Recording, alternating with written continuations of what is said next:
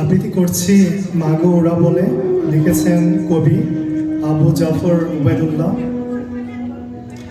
কুমড়ো ফুলে ফুলে নুয়ে পড়েছে লতাটা, সজনে ডাঁটায় ভরে গেছে গাছটা, আর আমি ডালের বড়ি শুকিয়ে রেখেছি।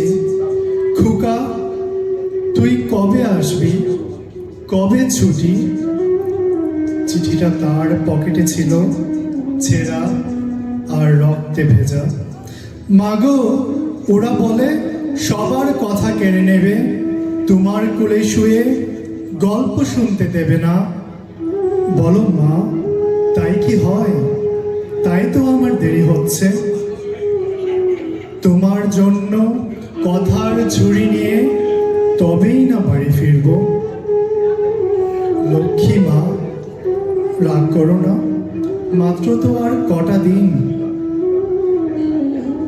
পাগল ছেলে, মা পড়ে আর হাসে।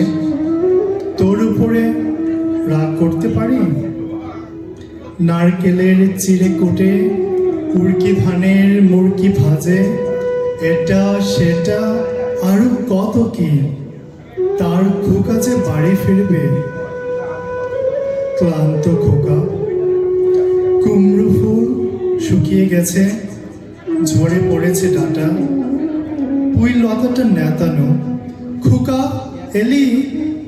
ঝাপসা চোখে মা তাকায় উঠানে উঠানে, যেখানে খোকার সব শকুনিরা ব্যবচ্ছেদ করে। এখন মার চোখে চৈত্রের রোদ পুড়িয়ে দেয় শকুনিদের। তারপর দাওয়ায় বসে মা আবার ধান ভানে, বিন্নি ধানের খই ভাজে। খোকা তার কখন আসে, কখন আসে?